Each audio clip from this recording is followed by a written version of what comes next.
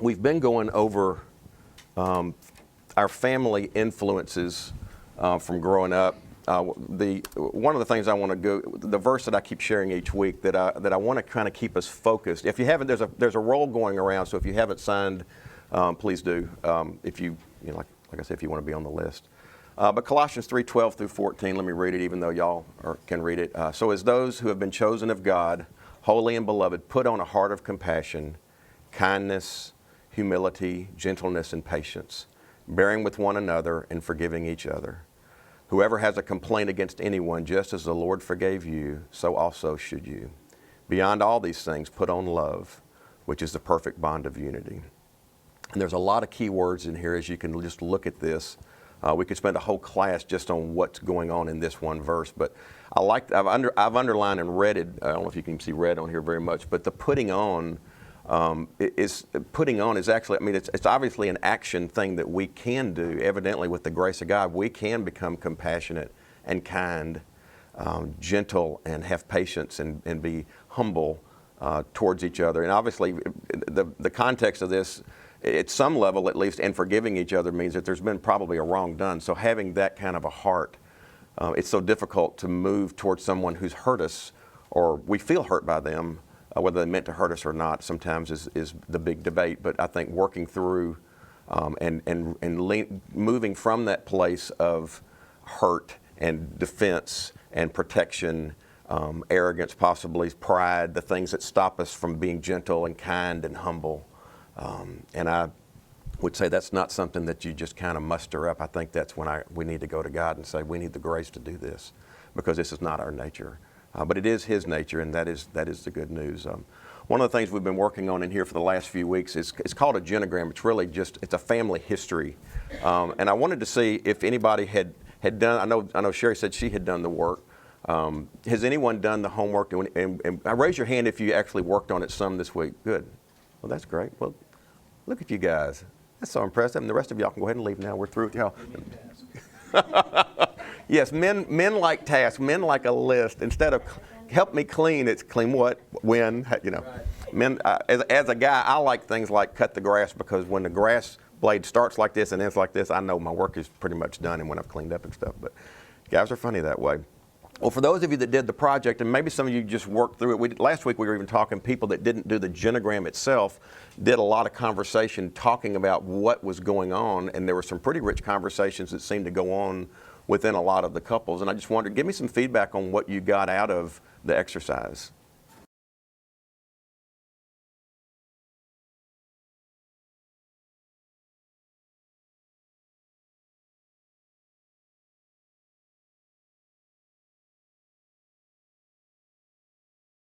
Okay, anyone else?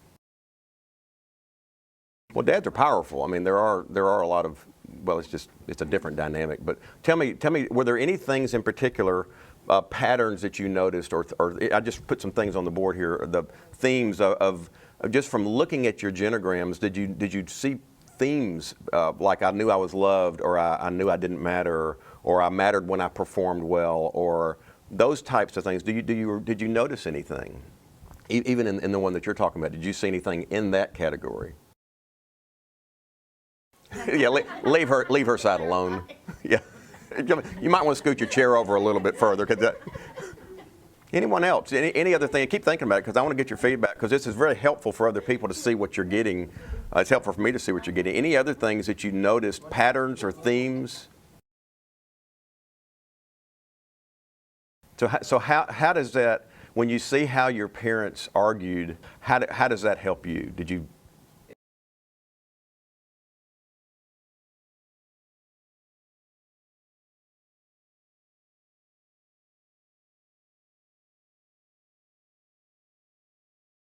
That's great.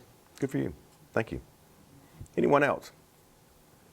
If you're offended, just say so. You don't have to sneak out passive aggressively. No, I know you were here just for a few minutes. Thank you for coming in. Anyone else? Tell me what you're getting. Yes.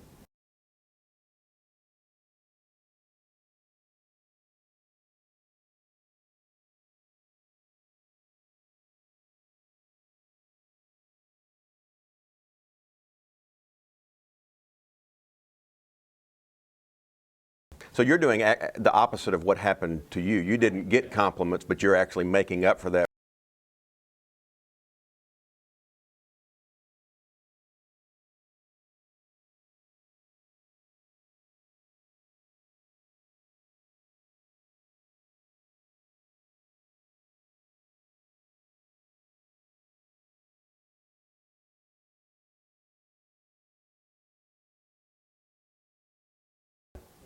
I think that's a great point, and one of the things we'll be getting to fairly soon is processing styles. And usually you've got one person that wants to kind of externally process right now because it's on the top of my head, and then you've got usually the other person is I need time and space to process. And so understanding that, and it sounds like you guys have already recognized that, but I think understanding that has saved a lot of marriages, just understanding that the guy, it's more often I would say the guy that's the slow internal processor. We're not necessarily retarded, but we might be a little emotionally retarded, so I'll own up to that. But we as a general rule, men do tend to process very slowly and internally, and there's a thing called flooding that happens mostly to men, which is kind of that overwhelmed, you just see blank. It's like, where were you last night? And all of a sudden, it's this fear, and we don't know where. We probably were being good, but there's absolutely, I don't even know my name right now, let alone where I was last night, which comes across as guilt. If you knew, if you did, you're going to go make up a story and come back, and a lot of times guys have just literally gone into almost a seizure, kind of a check-out mode. So that's an interesting thing that you guys are realizing, that there's a processing style difference, and that'll help a lot, I think, as we get more into that. Anyone else that, yes?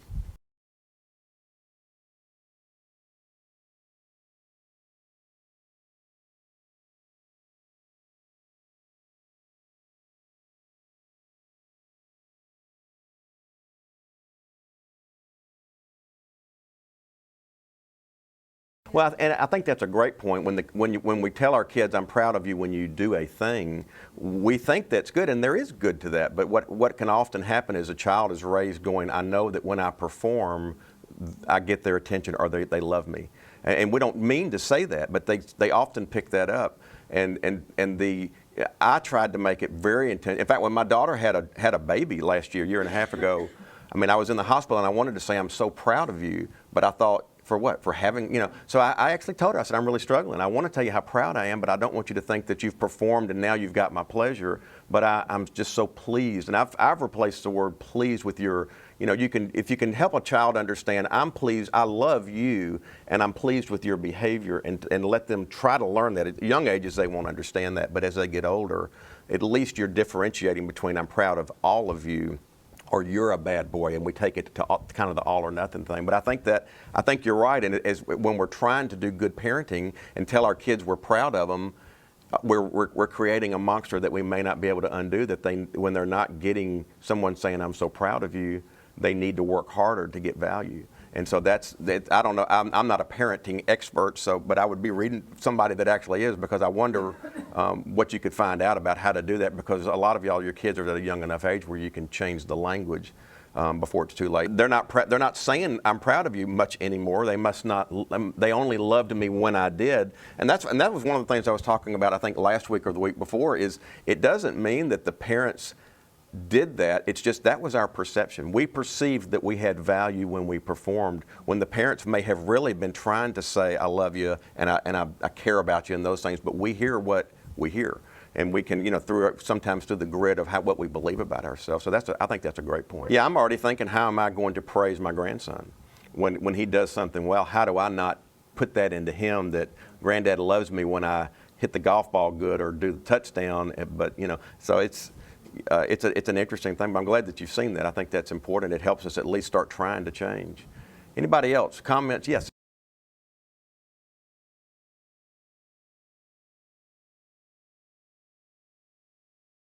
I do. I think birth order is real important, and I don't think I understood it. I read a little bit of is it Lehman or whatever that writes on birth order, but when you have, and it's coming even more and more alive, even as I have this grandson, where right now he's the center of their world. And so the connection between two parents, and this is the first child they've ever had in their lives, and the excitement and the togetherness, it's the three of them, and someday there will probably be a sibling. And so then the dethroning of that oldest one, but even that, the first, years, for some people, it's just one child and two parents, and it's the three of us. And so the input and the emulation of that high-performing thing, it's because they spend all their time with you, or a lot of their time with you.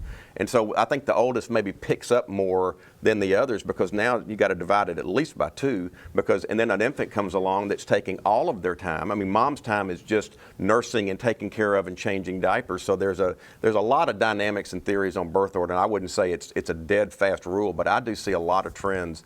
We did when we were back when I was in college, getting my master's degree in counseling. We were going through birth order stuff, and they said, okay, we're going to split up the room to where all the firstborns go over there, all the middle children go over there, and that only children go over here. But before we do, look around the room and see if you can figure it out. And we were 99% accurate. Based on what we had learned, you could tell the only children and the firstborns were a little more difficult to see in a classroom setting, but the middle children, they're different. They're usually I'm a middle child. They're more tenderhearted. They've had to learn to negotiate. They never were number one necessarily. And then the youngest children, sometimes they kind of get away with everything because the parents by then are just worn out and they're realizing, okay, so I don't have to watch your every breath.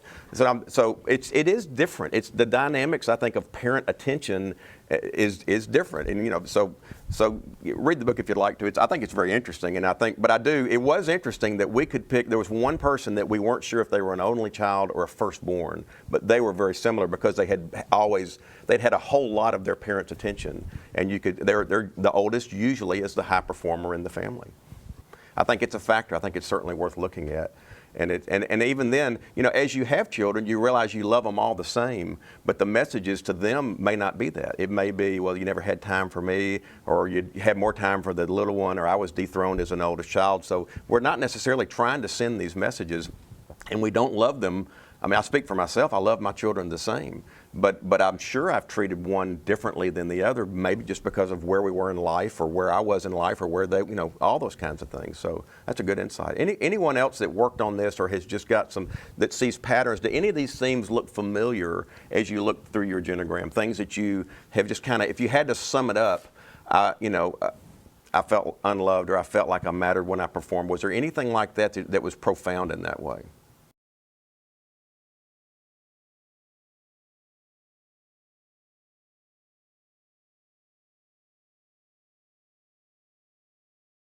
It can help us, as you were saying last week, even just move towards compassion, understanding if somebody's being kind of jerky or pulling away and isolating or whatever, you can either point at the behavior or you can try to understand what would it be like to have been in their shoes to go through this situation.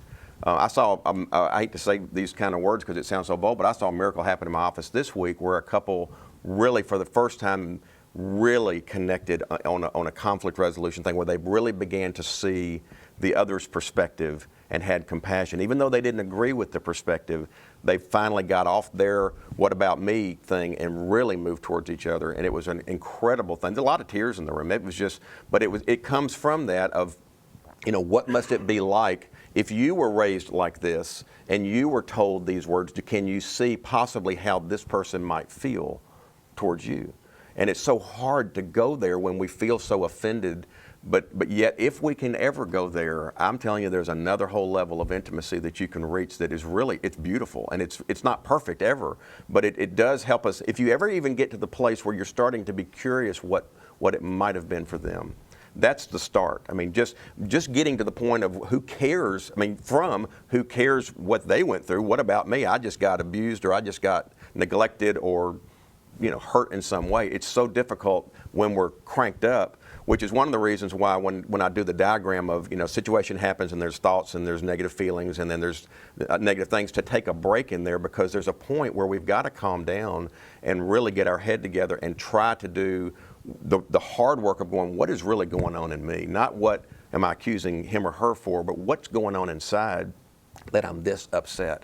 and then you can get to those places. And then the next step is to have a heart change before we even reconfront. So there's kind of a initial kind of, I call it a hit and run, where there's just stuff that happens so quickly, words are said or attitudes happen or whatever, and if you can take that break and do this work, it's phenomenal. Because then even if you said stupid things or hurtful things, then coming back in and owning your part to it and apologizing and confessing that what you did really, I realized that was hurtful and I was, feeling attacked, but that's not, and going to those places really helps build trust in realizing that your partner realizes, yeah, I was selfish. I really was protecting myself. That builds a lot of trust in the relationship. But you can't get there until you can take, I don't know anybody that's really cranked up emotionally that can be rational. It's just not, it's not a good time. It's kind of an oxymoron.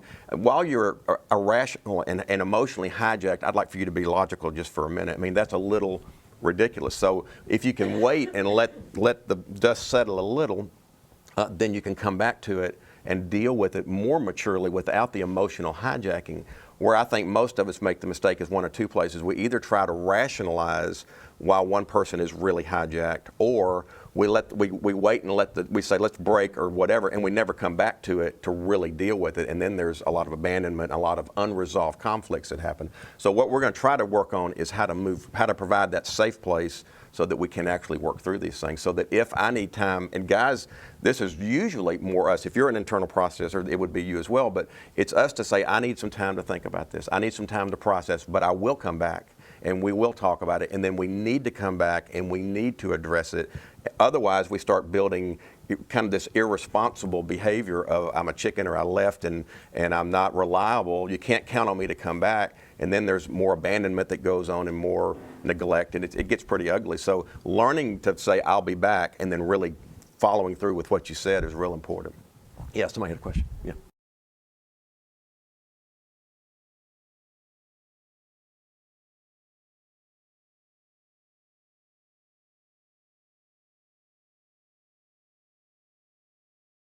I think you're exactly right. I think, if I'm not mistaken, and y'all would know this, but I believe cortisol is what really hijacks us. And I've been told by several professionals that are on the teaching level that it takes about 30 minutes for the hormone to just come down. So even if you wanted to come down, you can't necessarily come down if you're hijacked by a hormone or by a chemical or whatever. I think that's what you're saying. So are you saying then that if we take time, then that has a chance to calm down?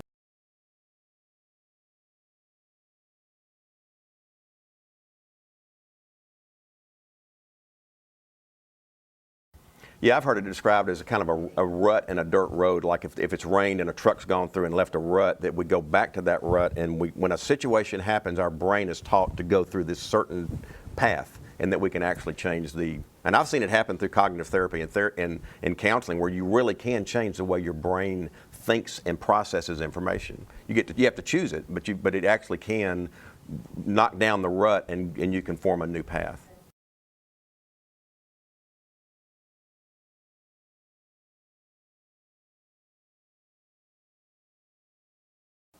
Yeah.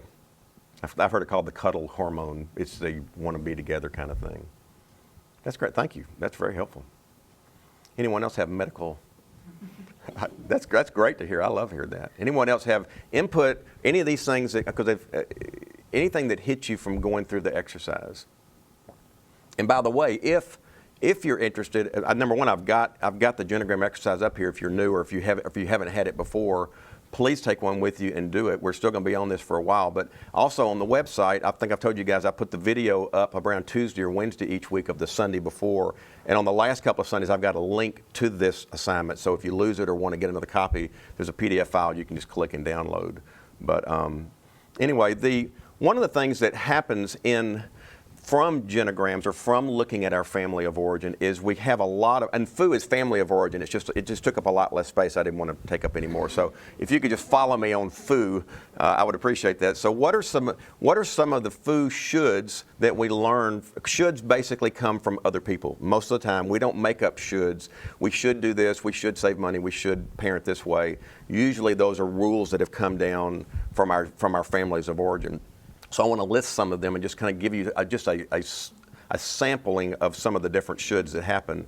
How we discipline our children. One parent may be, let's spank them. One person might say, I think it's more healthy to do the timeout. So all of a sudden, if one person came from a family of spankings and another person came from a family of timeouts, or timeout or consequences, and how often do you do consequences? Well, you do them every time. That's what one line would say. The other one would say, well, you pick your battles. And so all of a sudden you've got two people with completely different rules of how to parent. And that's why a lot of couples that are having difficulties in their marriage, if you really get underneath the skin of it, there's a lot going on at home with just the kids that's causing unrest or stress, that's causing stress in the marriage, and it works its way up. So understanding these differences, instead of, this is what I think, it'd be like me reading a book and saying, well, let me tell you the right way to parent. Well, that's ridiculous. That's me reading a book. You could go read a book that says, do it differently, and you could go, well, I've got the right one, so whose book is more right? And I would say even going there is probably, I think it's a good idea if you can find a book that explains parenting. The one that Teresa uses is Love and Logic. I think it's Parenting with Love and Logic. And there's Parenting Kids or Teens with Love and Logic. But she has taught that and had great success. But at least you could both get on the same page and say, okay, this is how we'll do this, so that you can come together as a couple instead of saying, this is how I was raised and look how good I turned out, so let's do it like I was raised. And the partner's going, well, that's the last thing we want to do is whatever you came from. And then you're saying the same thing to them. That's the last thing I want to do. So I would say even with finances, and we'll get to that later, but I tell people, go to a Dave Ramsey counselor and get a third opinion of how much should you save, how much should you put in an emergency fund, instead of, well, this is the way my dad did it or didn't do it, or this is the way my family did it or didn't do it. So all of a sudden we come in with all this arrogance of my way was the right way, but as you look at your genogram, you realize it may not have been such a great, even though it was what they did, that doesn't really make it healthy. So shame, do we shame our children? You're a bad boy. If you tell a girl you're a bad girl, they go one place. If you tell a boy he's a bad boy, they go more to shame. Girls go to more to fear. So how do we do that? Do we, if one of y'all does it differently, do you try to fix the way the one does it? Do you try to, do you acquiesce and just isolate and say, well, if I can't do it the way I'm supposed to do, I just won't do it at all. And so there's a lot of conflict in couples over just parenting issues alone. Do you yell at them? Because a lot of times if you really yell loud enough, they'll finally obey you. This is the third time I've told you this. We go there. I have a lot of people that say, I finally have to yell. And I go, that's so you've taught them, the first time I tell you to do it, doesn't matter, just blow that one off. The second time I've told you to just blow that off, because I'll be yelling in a minute, and then they'll go, okay, that's the one I'm going to really listen to, because that's got pain written all over it. If I don't do that one, now you're so cranked up, I'm going to hurt from this one. So one person might, my wife has a soft voice. You can go yell in her face and say, you're this, you're that, and she can go, okay, let's unpack that. Let's just talk through that. Not me. I start swinging. Not really. I don't swing, but I want to swing. I'm not near that soft. But how our kids should dress. One parent says, I let them wear what they want to wear. One parent says, no, they're going to go in ironed clothing, and they're going to match. Now I have to admit it. I remember in elementary school, going to school with two different plaids on, and my mother did have the courage to stop me from going out making a complete fool of myself. They were conflicting patterns, that's to say the least. So I really appreciated that from my mother. So it wasn't a should. She just knew I was going to be laughed at when I got to school, which would have been just another day of that. Here's some more rules and shoulds. Any comments on what we've talked about so far? Anything that you're seeing in genograms? You don't have to say your dirty laundry, but does any of this fit? Do you see this in y'all's relationships? It's pretty wild, isn't it? Understanding that you both have such certainty of how to do it, or how we're never going to do it, and then those two things really hit. So as we move towards conflict resolution, if we can't, you can have, I realize finances are one of the biggest problems in marriage, and parenting is one of the biggest problems, but if you can resolve conflicts and provide a safe place to talk about these things, you can solve just about anything. Or you can resolve it to a place where it's peaceful and it's not my way or the highway, or you're wrong and I'm right. You can really begin to tackle different, difficult areas in your relationship. So we've got different ways we should view money and debt. Some people think we should save everything. Some people think we should save nothing. Let's get that 6 months, same as cash, 8 years, same as cash. It's free. It's free money, and then you go to jail for, But I haven't done that, but I mean, but the different styles. I mean, you've got different rules. So who wins? The guy because he's the guy, or the girl because she's got the better job, or the what? I mean, what is that? So being able to work through those things and understanding that my way of doing money is different than my wife's, but it's not better. It's just how I do it. And she can make a good case for how she does it. Does that make sense? So to be able to call foul and say my way is better because when this happened, again, that doesn't really that doesn't draw couples closer together. I would even say, I think it'd be, and this, don't take this the wrong, don't go throw all your money away, but I think even making less great decisions, if that's such a thing you can say, for the sake of the coupleness, I would let the couple win before I would make the perfect financial decision.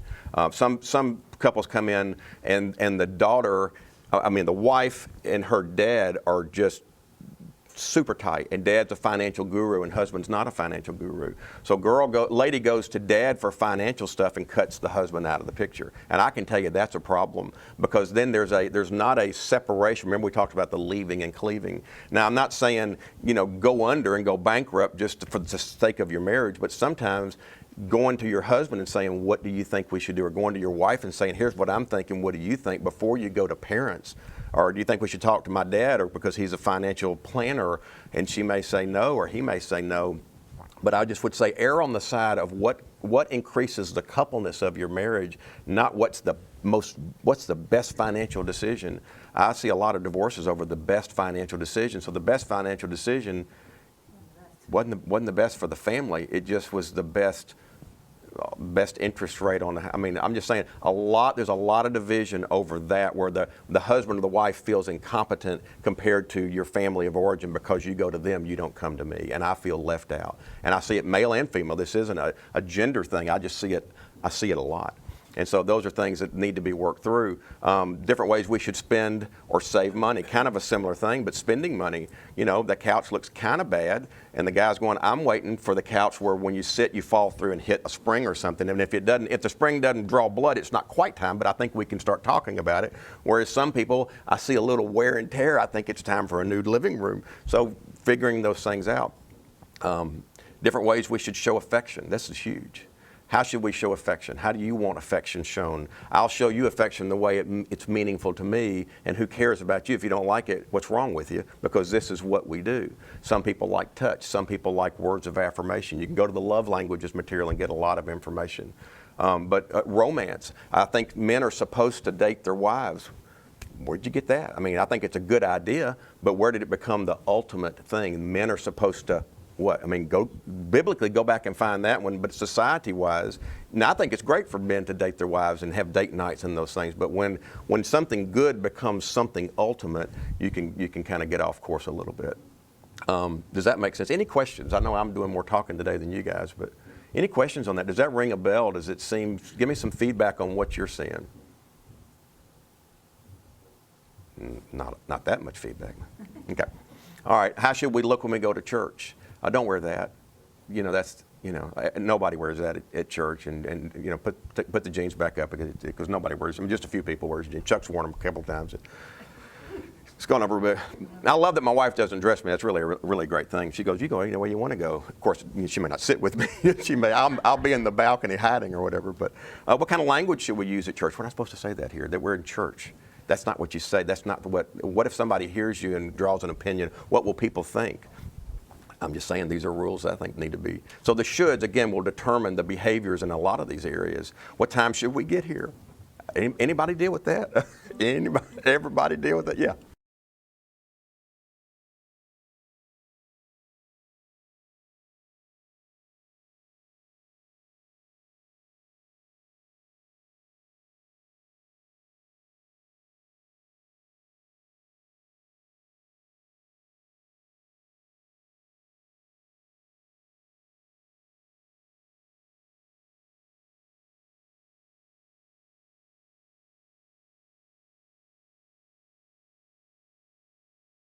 That's real good, and we'll get into boundaries. And I mean, there were several couples earlier that when we first started out, what about in-laws and what about this and families of origin? I mean, they get real involved in your family and beginning to kind of put a nucleus, not a 12-foot steel wall, but an ability to say, this is what we do, like you're saying. And if Dad thinks that's frivolous, he'll have to just tough it. I mean, because this is how we're going to do it.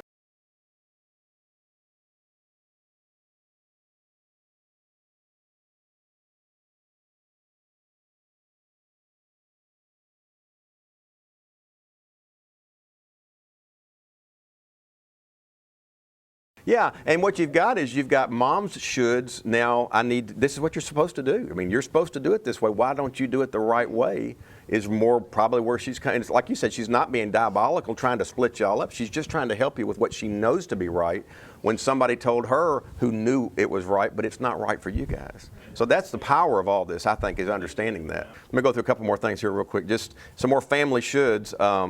Whether or not we're supposed to see our kids' events. We always go to their events. If you don't go, you're a bad dad or you're a bad mom. Whether or not we're home for dinner with our family. Some people work late hours, but my daddy came home at 6 o'clock. Why don't you? I mean, why don't you? And now we've all of a sudden taken a rule that that's what you're supposed to do, and you're not meeting my needs or expectations because I'm eating alone at 6 o'clock. So those are just, again, more shoulds that come through.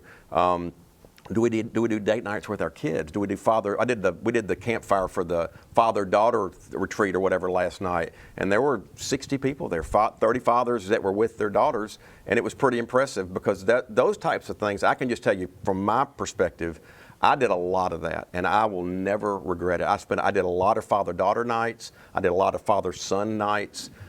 Family nights. I mean, it wasn't like at the expense of the family, but those relationships were important. My daughter needed to know, well, that her daddy loved her, and that for us, we had our own relationship instead of just getting mixed in with the whole family. And my son and I had our relationship, and as a family, we had a relationship. But there were some really great things that happened just in trust of not judging, but really beginning to have a relationship. And sometimes, schedules it makes that extremely difficult.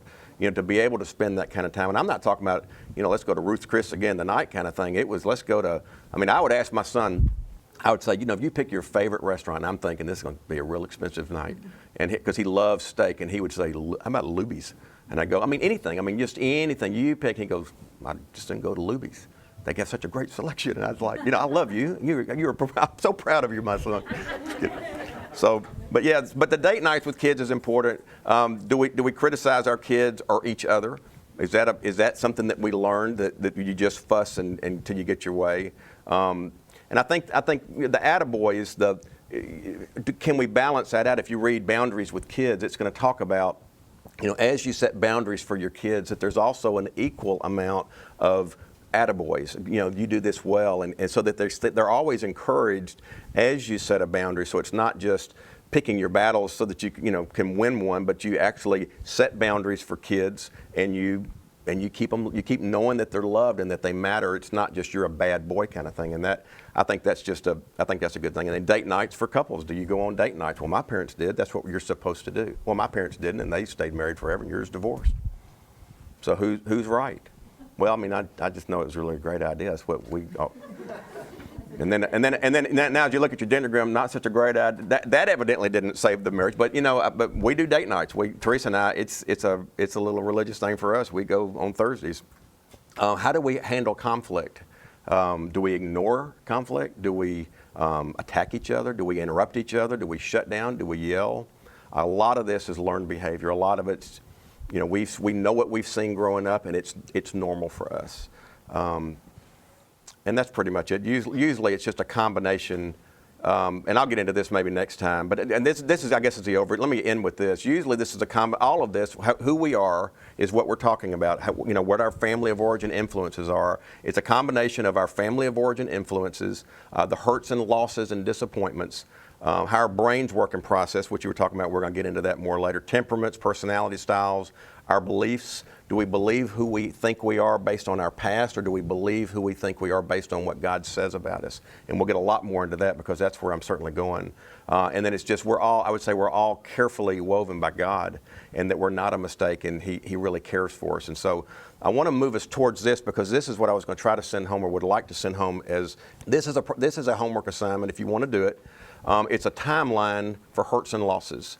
Here's my disclaimer. If you have a horribly abusive past, don't do this. Don't do it without finding a counselor that understands trauma and working through it. But if your past was just tough and there were hurts and losses like many people, this is a great exercise that will kind of go alongside the genogram. The genogram that we've been talking about shows what we've learned from our families of origin, rules and shoulds and beliefs and stuff. This is really going to start pointing out when we've been hurt, how we deal with that. If we've been heavily disappointed, if we moved a lot, if we were harmed growing up, then we learn how to not let that happen again. This will also reveal trigger points. In other words, things that someone says to you and we go to a place of extreme pain. I think I've told you guys a story of a friend of mine accidentally shot his wife, and I drove up right as it had happened.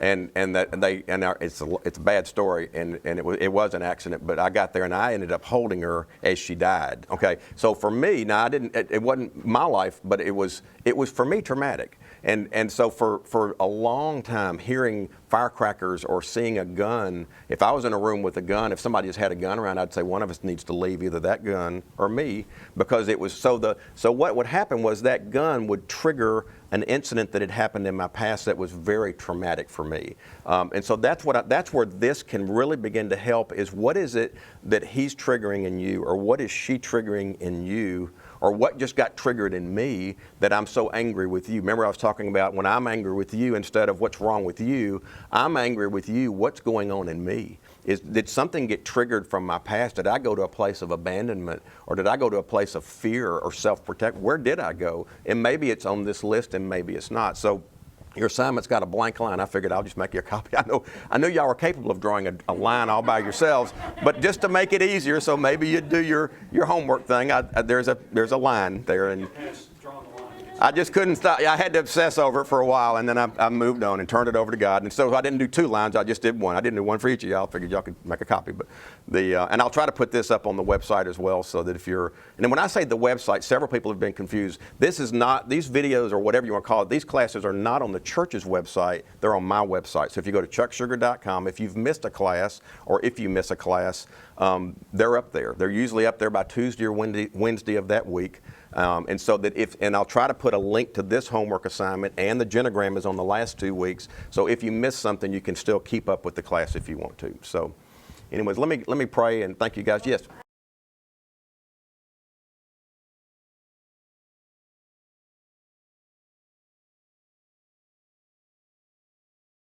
I actually did that after I did this. And I think sometimes it's helpful to put the good on the top and the bad on the bottom. I don't think it really matters that much. It's just at a glance, if I'm in a counseling session, I can look at it more quickly and go straight to the things on the top are great news, but they didn't cause pain in someone's life, so I usually go to the bottom. That's a great observation.